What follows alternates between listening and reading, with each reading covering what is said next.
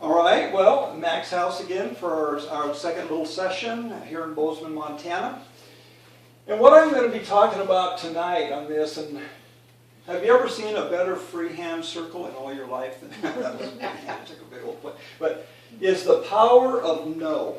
Well, I was talking with one of our distributors there again down in the south about no, and she'd heard a training from a guy that it was called turning 20 no's a day into $40,000 a month. That was his training. That's what he did.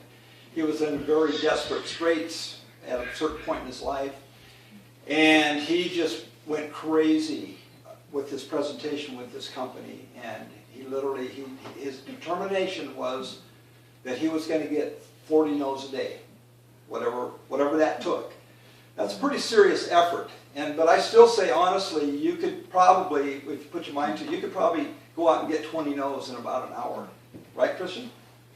I mean, give or take. I mean, yeah, you'd have to be pretty fast. But the point is that he read a book called Go for No. That's a sales technique. Learn to, one, not be afraid of no, to embrace no's as part of the, and that's what we're going to be talking about here in just a little bit. As I was putting this together, it was like, oh my gosh, this really helps me to understand some of this stuff. But so in the course of getting 20 no's in any given day, and this guy's name was Ray, and Ray would get 1 or 2 yeses, which meant he would set an appointment and sit down with people. And out of doing that over about I think it was a 9-month to 1-year period, by the end of that year he was making over $40,000 a month. And now he's making far beyond that. But so no is a very powerful thing. But I put this in quotes. I said, that Beatles song, "All the Lonely People," where do they all come from? Well, I put, where do they all come from? Where do these no's come from? Do they just come out of the blue? Are no's personal? Let me ask that. Are no's personal as a rule? No. No, they are not. Absolutely. But do we tend to take them personally? Yes, we do. What I'm going to be showing you is for illustration purposes only.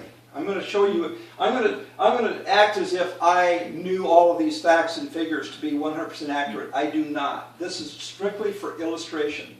But I think as we play around with this a little bit, we'll begin to get a realization that, well, this is why that person said no. Or this is why that person said yes. And all of a sudden, it's a lot easier to begin to assimilate who we're dealing with and why they're reacting the way they are, either positive or negative. But remember this. This is something I still have yet to learn the fine art of this question.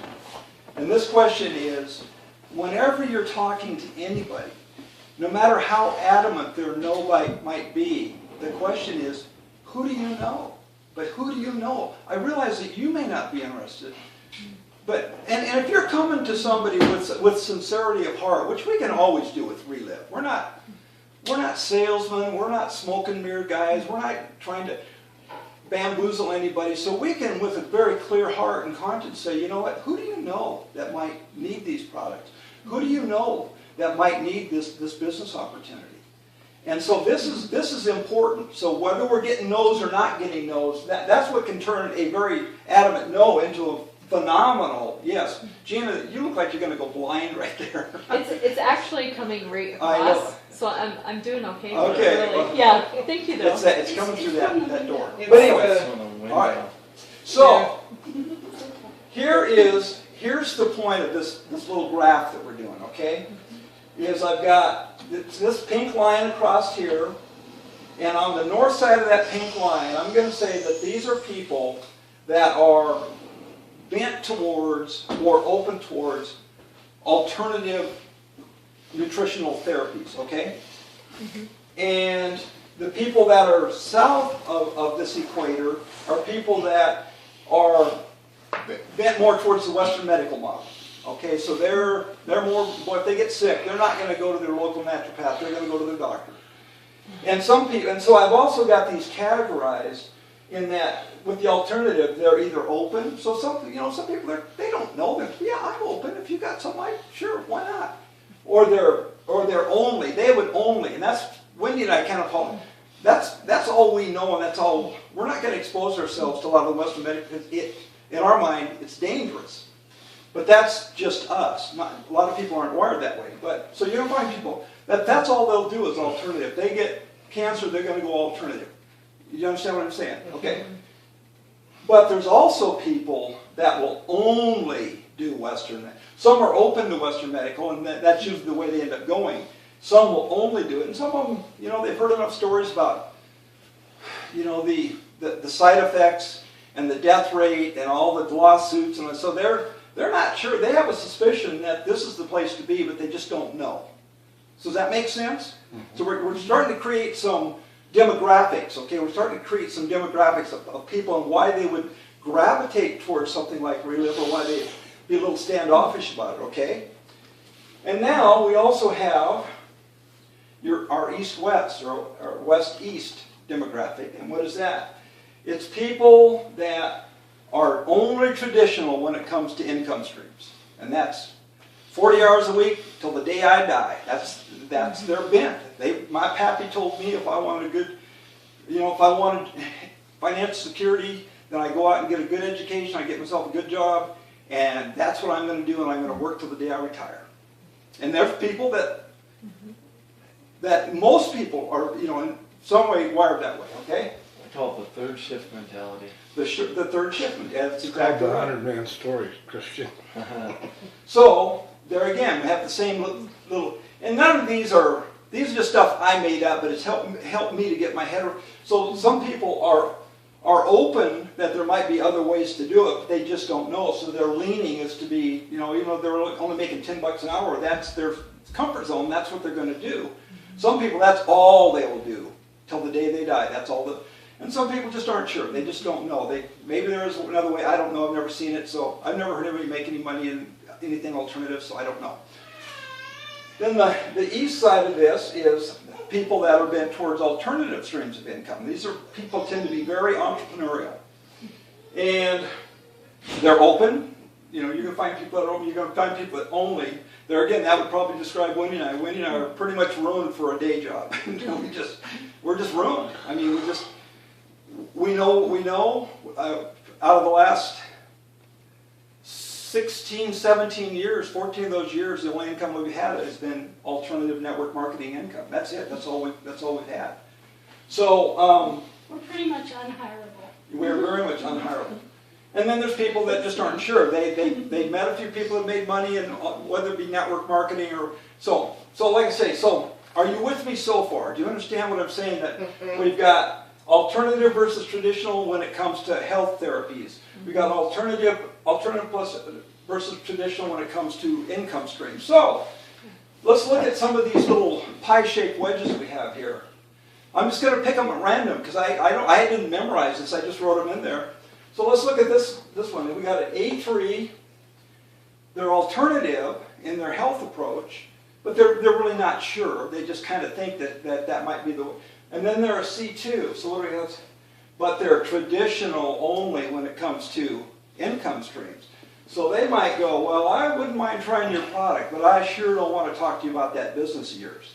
Or they might say, because it's a network marketing company, I don't care how good it is, I'm not going to talk to you. Right? Yeah. Would that be the source of the no? Yeah. Would that be personal? Absolutely not. It's just that's their conviction. Does that make sense? Let's look at another one. Let's look at this one. A3C1. What does that equate to? A3, they're not sure. They're kind of ambivalent about. They don't know. Alternative. It might be okay. And then C1 is they're open. So that might be, yeah, I come to your meeting. Sure, I come. Yeah, I'm not intimidated by that. So you begin to see it's the way people. Now we can add all sorts of other overlayments into this that would skew this more. I don't want to skew it more, but because I want to establish a certain point here. Let's look at this one. A3D3. What's that? They're not sure, and they're not sure about alternative. They're again somebody that might actually show up to a meeting just because I'm undecided about a lot of this stuff. But look at this one. B2, C2. B2 is traditional therapies only, B2. C2, traditional income streams only. Is that probably going to be a no? Probably, but not 100%. But the point of all this is one, to get your head around why are there so many no's out there? Because there's a lot of different combinations, permutations of all of this. Couldn't you see that? I mean, you could play around this and just put all sorts of things in there. And the other thing is, and everyone like this, which one this B2C2, not likely, but still, in there would still be, just like in any pond that only has guppies, there's still probably going to be one or two huge fish in there. So you can't rule this out. You just have to say, I'm probably better off fishing in a different pond if I want to catch a big one. Right? But that doesn't, so there again, it's just a matter of getting your head around this. Because here's the thing that we have to take about all this. One is realize that no is not personal. No is just, that's more the makeup of that person. It's also timing. It also might be work ethic. They might have their plate full. They may not, or they might be lazy. They may not want to do anything anyway. Even though they might be completely only alternative and only alternative here, they still might not do anything because they're not wired that way. So, like I said, okay, but here's the thing that you need to know. That you can begin to enter into an interview and sorting process, and you can sit down and really help people to kind of identify where they're at. Now, they may not know you're doing this, but that's why we learn to ask questions. We learn to find out. I remember one time, our worship leader at our church out in Alabama, our pastor called us and says, oh man, afraid of this guy's wife was having seizures. And he said, could you help out? And I said, yeah. He wanted us to go over and sit with her during the day with the kids. And I said, you know what, JP, we could probably do more than that. Well, I didn't know these guys at all. So I called David, and I said, David, I'm Max. He said, I don't know you and all that. I said, but I think we could help you. And I said, are you open to alternative therapies? He said, oh my gosh, Max, that's what we've been looking for. All this Western stuff's driving us crazy. That's what we've been looking for. So those are viable things. Are you open to? Are you open to additional alternative streams of income? So you can really, without... And he said, I've been looking for a home base. That's exactly. When they came and saw this, and he had to drag the business, because that is why we reached out to them. And we turned her seizures around. I shouldn't say we, God and Relive turned her seizures around where, that's a whole different story, but I'm just saying that was the first thing I asked him. Didn't know him from Adam, he didn't know me from. I said, David, are you open to alternative therapies? He said, absolutely, that's what we're looking for. And we were like a breath of fresh air for him.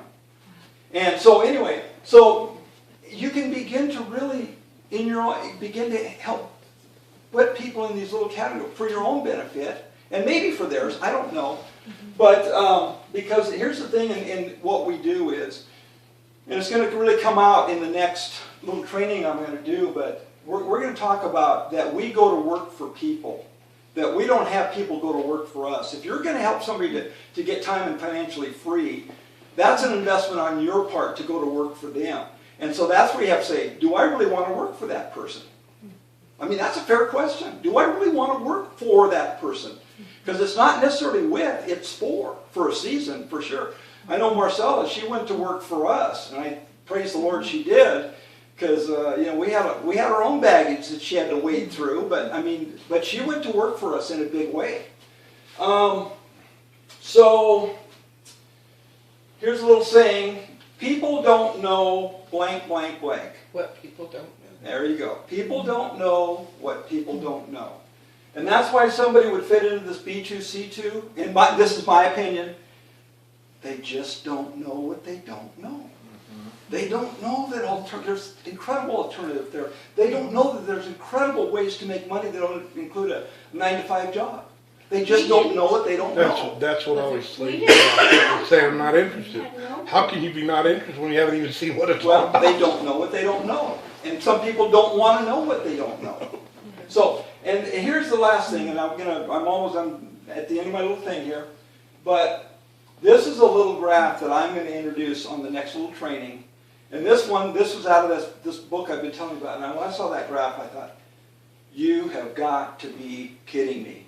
This is so contrary to anything I've been trained, but in my gut, I've known this for 2.5, 3 years. I've known this to be true, but I never heard anybody say it. When I heard it, one of the top professionals in our industry say it, I went, oh my word, this is powerful.